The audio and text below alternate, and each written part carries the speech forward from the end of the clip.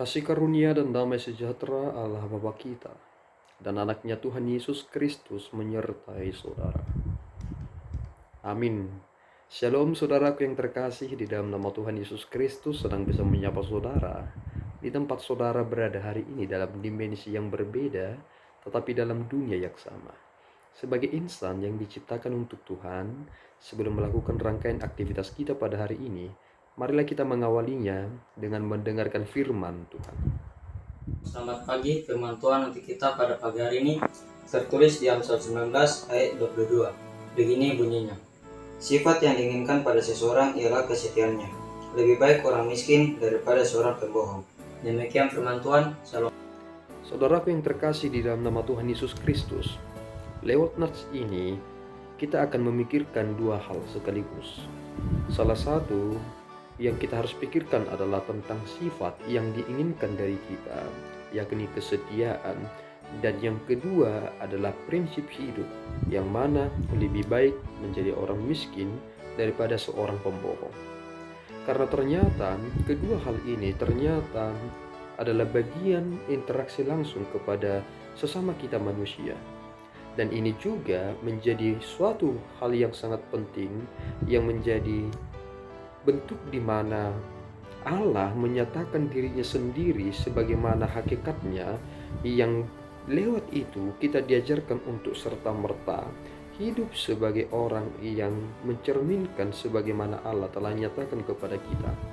Jika kita membahas dari perjanjian lama secara khusus, ketika kita membahas dari kitab Mazmur, maka kita akan melihat bahwasanya setiap apa yang kita minta kepada Tuhan, Tuhan memberi itu bukan karena kita, tetapi karena Allah itu adalah setia dan adil.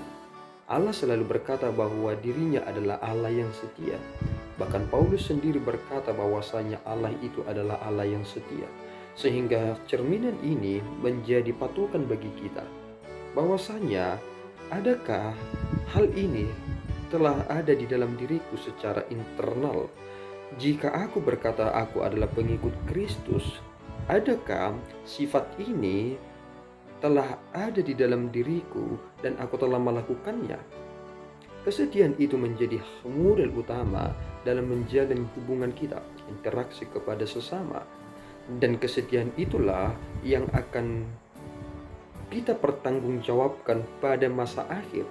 Karena jika kita setia kepada iman kita kepada Yesus Kristus, bukankah kita menjadi pribadi yang berbahagia? Oleh karena itu saudaraku yang terkasih, menjadi orang yang setia itu bukan perkara yang mudah. Banyak hal yang kita harus jalani. Ini adalah karakter. Bagaimana ini menjadi karakter seseorang, tentu tantangannya lebih besar. Dan lihatlah, ketika kita sudah membahas tentang kesetiaan itu, tiba-tiba kita dibenturkan dengan sesuatu hal yang mudah dilakukan oleh siapapun ketika ia berada di dalam situasi yang tidak nyaman, yakni berbohong. Bahkan ada orang yang berkata berbohong demi kebaikan, dan kita tidak tahu kebaikan apa yang sebenarnya ia harapkan ketika ia berbohong. Bukankah ia akan membuat suasana, situasi akan menjadi lebih mengerikan lagi jika ternyata kita sedang menyembunyikan sesuatu, berharap akan lebih baik, padahal sebenarnya jika kebenaran itu terkuak, maka yang terjadi adalah marah bahaya yang lebih besar lagi. Maka saudaraku yang terkasih di dalam nama Tuhan Yesus Kristus, hidup kita ini adalah hidup yang terus berjuang dan hidup yang lebih baik. Jika kita melihat di sekitar kita, punya perspektif tentang arti menjalani hidup dan hubungan, maka kita harus merujuk kepada Alkitab.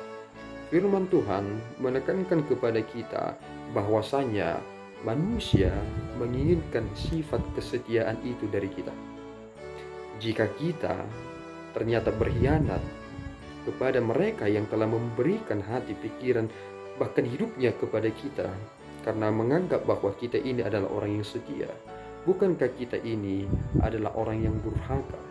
Jangan menjadi orang yang durhaka saudaraku, sebab Allah berkata kepada kita bahwasanya Ia adalah Allah yang akan membalaskan setiap kejahatan yang dilakukan oleh manusia itu, sebab Dia adalah Allah yang adil. Jika kita hidup di dalam Tuhan, maka kita harus memikirkan kedua hal ini.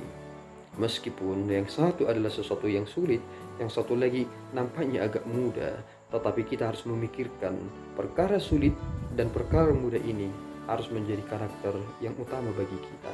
Tuhan Yesus memberkati kita berdoa. Ya Tuhan, kami bersyukur atas berkat-Mu. Terima kasih Bapa atas anugerah yang Tuhan telah nyatakan kepada kami. Engkau telah membimbing dan menolong kami, menyatakan kepada kami hal apa yang diinginkan oleh orang lain dari kami. Tempalah kami ya Tuhan, supaya senantiasa menjadi orang yang setia, bukan orang yang mau berbohong, tetapi kami punya kepribadian yang benar-benar mencerminkan karakter kami yang sesungguhnya. Sama seperti Engkau Bapa yang menyatakan dirimu adalah Allah yang setia, maka kami juga adalah pribadi-pribadi yang setia. Terimalah ya Tuhan doa dan pujian kami ini.